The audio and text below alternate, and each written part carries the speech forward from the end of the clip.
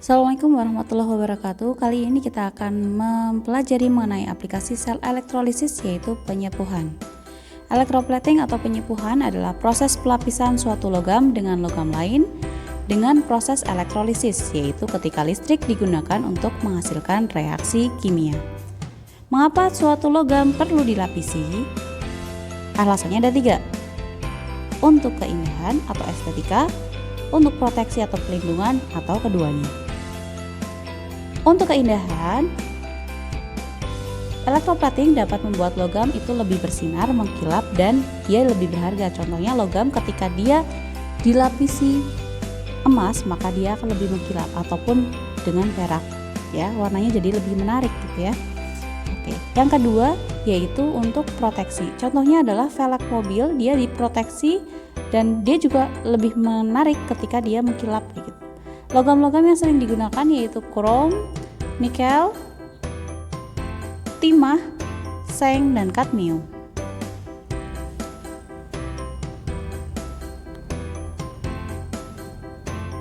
Electroplating sudah digunakan dari dulu, contohnya ketika ada helm astronot itu sudah dilapisi dengan emas, tujuannya untuk melindungi si astronot dari radiasi langsung sinar matahari. Nah, kita akan pelajari contoh electroplating yaitu copper plating atau pelapisan tembaga. Pada pelapisan tembaga digunakan suatu anoda yaitu tembaga dan katoda berupa kuningan.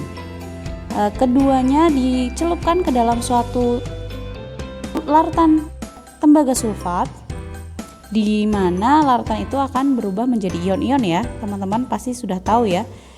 Akan jadi ion Cu2+ dan juga ion SO4 2-. Nah, kemudian di katoda terjadi reaksi reduksi.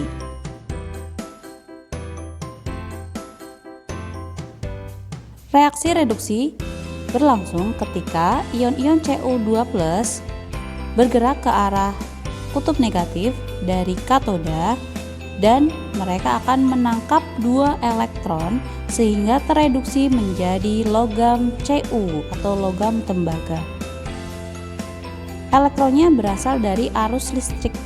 Nah, ini lihat ada elektron-elektron bergerak ke arah katoda dan elektron ini akan ditangkap oleh Cu2+ sehingga mereka berubah menjadi Cu. Reaksinya sudah dituliskan di sana. Kalian bisa lihat ketika logam Cu ini sudah menjadi Cu, maka dia akan menempel. Nah, reaksi oksidasi berlangsung di anoda ketika SO4 2- bergabung ke arah elektroda positif. Nah, reaksinya akan mengakibatkan Cu melepas 2 elektron menjadi Cu2+. Nah, Cu2+ ini selanjutnya akan kembali bergabung dengan kutub negatif dan reaksi akan terus berlanjut seperti itu ya, dengan perantara elektron-elektron yang melalui sirkuit eksternal. Ini menyebabkan Cu2+ di anoda akan bergerak ke arah katoda dan mereka akan menempel di sana sehingga nanti akhirnya anodanya terkikis ya, seperti dilihat di dalam animasi tersebut ya.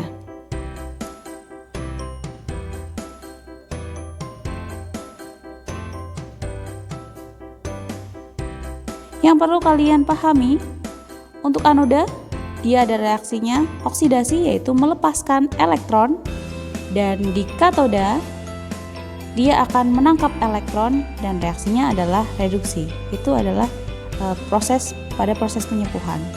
Nah, untuk arus listrik sendiri di sini hubungannya dengan elektrolisis yaitu dia adalah yang membuat reaksi tadinya tidak spontan menjadi spontan gitu ya. Jadi reaksinya bisa berjalan seperti itu. Nah, bisa dilihat ya. Nah, kalau ada arus listrik itu reaksinya berjalan dan semakin besar arus listriknya, maka reaksinya itu semakin cepat. Oke. Contoh kedua yaitu pada pemurnian logam. Pada pemurnian logam di sini ada sel elektrolisis yang sederhana ya, yaitu 2 batang tembaga dicelupkan dalam larutan tembaga sulfat. Nah, ketika arus listriknya itu menyala, kemudian di anoda tembaga melepas elektron dan masuk ke dalam larutan sebagai ion. Reaksinya adalah sebagai berikut. Sedangkan pada katodanya, ion tersebut menangkap elektron dan disimpan atau menempel dan berubah menjadi logam ya. Logam ini menempel terus di katodanya, hampir sama dengan yang tadi ya. Nah, reaksi itu akan berlangsung terus-menerus dan proses ini digunakan untuk industri pemurnian tembaga sampai kemurnian 99,95%.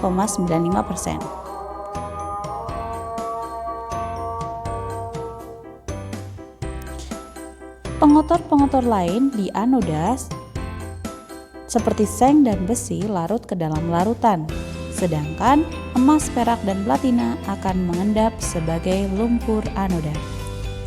Dengan video ini saya harapkan kalian sudah paham bagaimana proses penyepuhan dan pemurnian logam. Di video selanjutnya akan kita bahas berapa jumlah zat yang terkumpul di katoda setelah proses elektrolisis. Terima kasih telah menyaksikan.